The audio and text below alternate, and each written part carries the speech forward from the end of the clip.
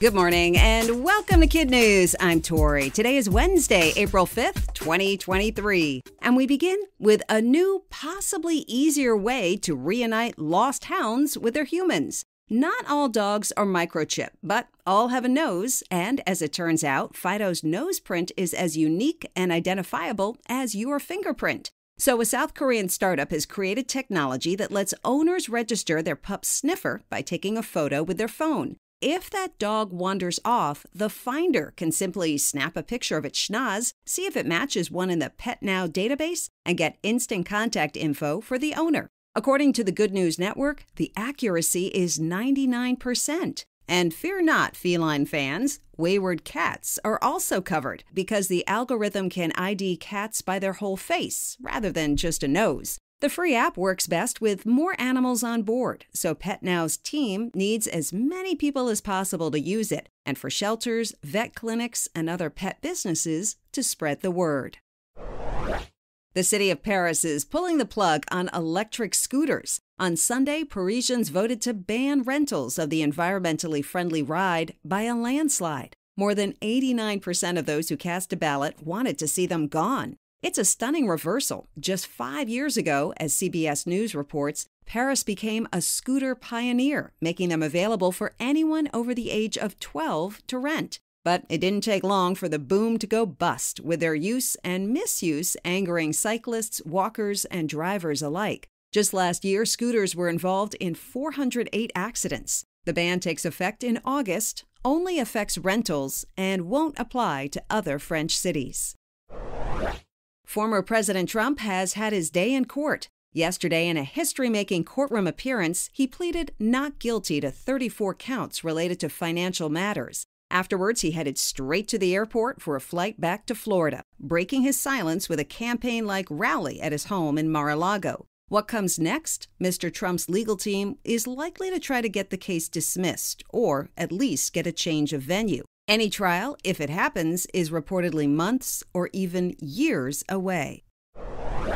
It's been a mystery of the deep until now. A sea robot snapped a photo of a young snailfish 27,000 feet, or about 5 miles, below the surface of the northern Pacific Ocean. It is the deepest fish ever photographed. Along with that record breaker, scientists from the University of Western Australia and Tokyo University of Marine Science and Tech also physically reeled in 2 fish at a depth of 26,000 feet to set a separate record for the deepest catch. Scientists are filming in the trenches off Japan as part of a 10-year study into the deepest fish populations in the world. She's 18 and aiming to be the next CEO of Disney. Corey Borgstadt lives outside of Phoenix, Arizona, and as the Wall Street Journal reports, has attended every annual company shareholder meeting since her grandma gave her a single share of Disney stock when she was 3. Over the years, she's asked the current CEO, Bob Iger, several questions, including in 2015 when she wondered what advice he would give to a kid who wants your job someday. Mr. Iger responded, "Well, one thing you can do is keep coming to our shareholders meeting." And so she has. Corey is now a college freshman focused on economics and film at Texas Tech and honing her Disney know-how. For his part, Mr. Iger told the Journal that we couldn't be more appreciative to have investors who love Disney as much as she does.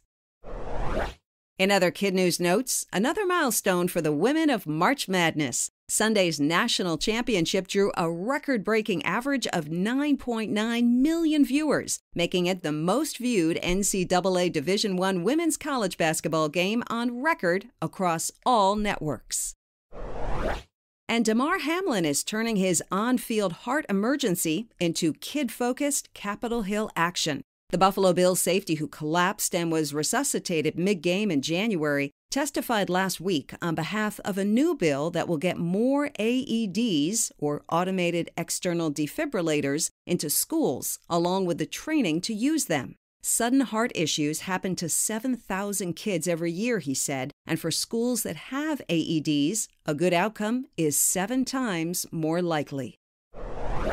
That's it for KidNuz. Now, today's KidNuz quiz. What part of a dog is as uniquely identifiable as a human fingerprint? Its nose. Paris is banning what from city streets, effective this coming August? Scooter rentals. The deepest fish ever photographed was snapped at what depth? 27,000 feet below the surface of the Pacific Ocean near Japan. Schools with heart-shocking equipment known as AEDs are how much more likely to have a good outcome? 7 times.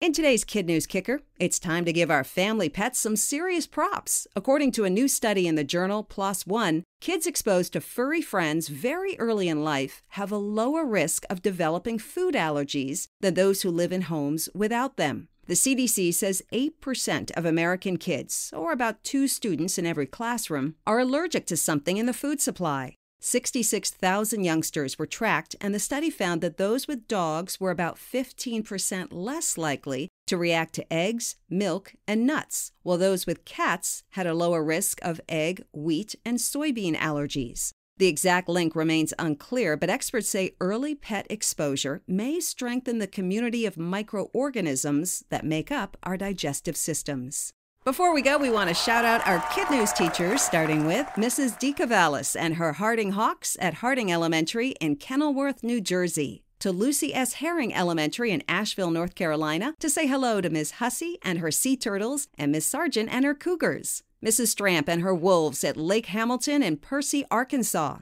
Mrs. Lehman and her Eagles at Mountain View in Harrisonburg, Virginia. And Miss Cox and her Cowboys and Cowgirls at Cody Kilgore in Kilgore, Nebraska. Thanks for listening, and we'll see you back here for more KidNuz tomorrow morning.